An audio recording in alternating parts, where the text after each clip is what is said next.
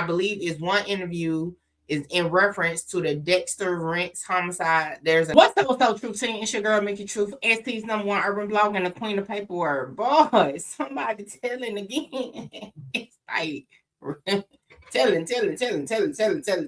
Y'all already know when I first started like making rounds, my content was surrounded because at that time snitching was so massive online, right? So it was like I do paperwork, you know, so snitching was heavy in like how I did my content. But you know, now, I mean, at this point, ain't no such thing as no street nigga rules. These niggas be trying to go home, okay? There's one thing they must ain't tell y'all in the recruitment, okay? The goal is to go home by any means. All right, Glokknine, God damn, came about that he was telling on murders. I was like, not the murders. Jesus, okay, hold on, hold on. Didn't Glokknine have some snitching allegations a couple years ago? Then I had to go through my archives, and then I remembered Olin even put out that he was snitching on his Fed case. Guess he had the wrong case. Right idea, wrong case. So back in 2023, I did a video. Matter of fact, let's just get into it. We have Mickey Truth. Who is this? You got Mickey Truth kicked out. Shout out Mickey. Let's get one thing clear. This your girl Mickey Truth.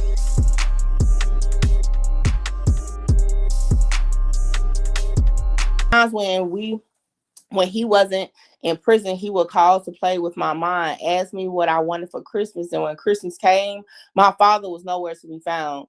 As a kid, watching my other brothers' fathers drop off gifts while I wait for my dad to never show up hurt me in ways I could never explain.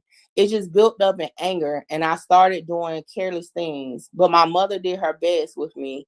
I just got tired of my mother feeling like she needed a boyfriend to depend on. I used to watch her cry when she couldn't make rent. I got tired of watching my mother ask my grandma for assistance to help her with bills. So I started doing things to get my own money. At first, I used to go around the apartments.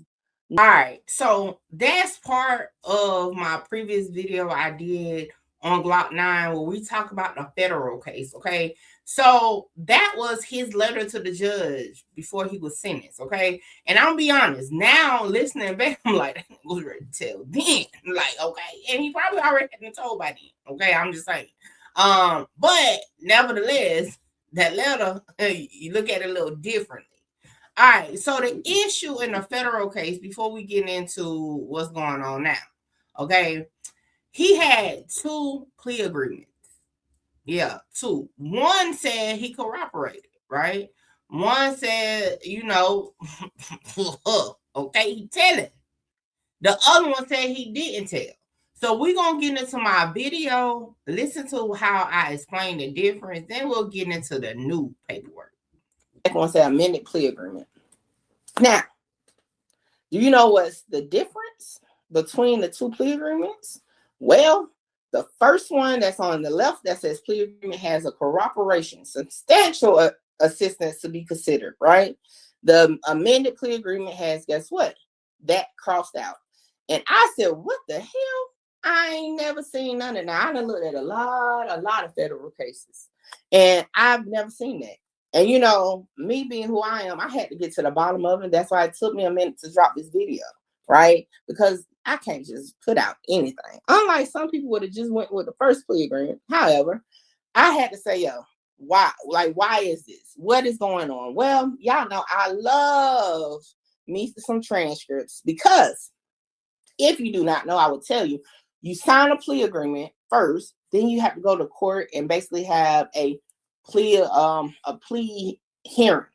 At the hearing, they go over your plea agreement. So in the transcripts of his plea hearing, it says that the prosecutor said, well, I can state on the record that there has been no cooperation up to this point, and that I did have this discussion with the defense counsel. There's no intent to cooperate in the future. We see this paragraph as just notification of what the cooperation rights are, Your Honor. The judge said, I understand, but I also understand that there might be concerns from the defense perspective about having the language in there at all. So Mr. Arkhart, how would you like to proceed on that? And that's Glokknine's attorney. He says, if the court will allow us just to strike that language and pen and ink at this point and then refile, and I apologize to the AUSA Gardelia. This is something that has evolved over the last day or so. So I think that would be the best for my client, that language be stricken. All right, so let's just clear that up. With the federal case that he was sentenced to, is he still in jail for that? In prison for that? I don't even remember. Anyway, it wasn't no cooperation. They said it clear out, wasn't no nothing. Okay, now fast forward to 2025, because that was 2023. It's like maybe they had they information crossed up when it was supposed to be in the state case. Okay, now by now y'all probably heard it and saw it, and it's 99 pages. Okay, so let me tell y'all something. 99 pages to go through. That's a lot. Okay, that's a lot. So y'all already know, if you are on my Patreon, you can go check it out line for line. Okay, come join the Truth Team on Patreon. All documents that I use for my content is available to the members, so y'all come tap in with the Truth Team on Patreon. We're gonna react to 1090 Jake's video, because he basically read it. He was on his setting ish, okay, and he read the document. So let's get into it. Now, at one point, I thought 1090 had to stop, okay, exposing snitching. I guess he said, hey, it ain't broken. You ain't got to fix it. So let's get into his reading of the transcript, to where they said Glokknine told it all. That murder, that murder, that murder, that murder. Now, just to give some context, this hearing for this transcript is motion to suppress. So you already know the defense, like, yeah, we want that out of there. But why? Did you tell them the murders? You did? Y'all did? Or did they do it? Let's get into it. What did the detective tell you occurred? He said they went to see him and they were investigating a homicide, and they believed that Jaquavius had some information for them. And that they told him that this was the one and only time they would go see him. But when he asked to speak with me in the interview, they said that was a reasonable request and that they would extend that offer or go visit him one more time if he wanted to speak with him. So basically what they're saying is they wanted to talk to him. They wanted information on a murder. He asked to talk to his lawyer, which isn't a bad move. He also told me this would serve two purposes for, in theory, two separate cases. He told me that he has an affidavit, a lengthy affidavit for an arrest warrant for Glokknine on a homicide, where he would conspiracy to homicide that he had drawn up, and Jaquavius had a choice of cooperating and he would be a witness in that, or not cooperate and he will walk that warrant over to the judge. So basically, they went to Glokknine and said, look, you either cooperate in this case as a witness or we're hitting you with conspiracy to commit murder. Conspiracy to commit murder means he must have had something to do with the planning of this. So this is meaning he would be cooperating against his own people. Okay, so his lawyer is saying he's trying to negotiate the case to go away. Glokknine will cooperate in the 4 murders. Dexter Rents, Demetrius Cox, Dominique Aldridge, and Cordell Otwell. These are all 4 murder victims. And his lawyer is saying, to the best of my memory, those are the names that he was providing and discussing. They asked the lawyer leading up to whatever. They asked the lawyer leading up, was there in fact a statement or a proffer that was given by Glokknine subsequent to April 6th? His lawyer would say yes. Now, this would get further into Glokknine didn't want to give a statement without his lawyer present. And the reason for that was he just wanted to make sure he was getting what he was told. And I mean, on countless pages, they're basically breaking down. Sheesh. God dang. Man, let me tell you, that proffer ain't no joke. Now, the fact is that they're at a motion to suppress. What happened with the proffer? Something must have didn't fall through. Ultimately, why do y'all want it thrown out now? But that is crazy. Okay, so just a little bit more clarity, right? At the bottom of the transcript, before they end, the hearing, it says, so it's the April 6th interview. So that one is brief because there wasn't, the defendant didn't give a statement. So he didn't give a statement on April 6th. And then the other interviews, there are multiple interviews from May 18, 2023. And I believe is one interview is in reference to the Dexter Rents homicide. There's another interview, it's a continuation, but there's 3 different files of Detective Sharp interview with the defendant about other homicides. And then the Detective Fields comes in on the back end and asks about, I believe, the racketeering. And so I think they total an hour maybe. That is crazy. So in a nutshell, hey, they trying to find a legal loophole to get all those interviews suppressed and not to be used against them. But hey, at the end of the day, hey, does it change the fact that you provided the details? Because at this point, even if you walk it back, they can still get to it a different way now that they know the end result. No, I mean, it's clear cut. He provided information on multiple murders to the government. I mean, the state government, whatever, however you want to look at it. I mean, it's really no other way to, put it out there like that. Now, at the same time, y'all street nigga bloggers might be like, oh, he was doing that. I mean, I don't know. Y'all politicking too hard. I don't know. All I know per the paperwork, yeah, they definitely say Glock 9 told. Damn. How you go from not providing information in one case, then you providing it all in the other case? Hey, y'all get y'all a job. Hey, it be sometimes you got to struggle. You come out and struggle one day, man, because this ain't worth it. Okay, this don't be worth it. Listen, let me tell y'all, to my people that may be at that crossroad where you don't know if you want to jump off the porch or if you just want to be straight in there. Let me tell you something. Ask yourself this. Do you want to go to jail? Are you willing to face prison time?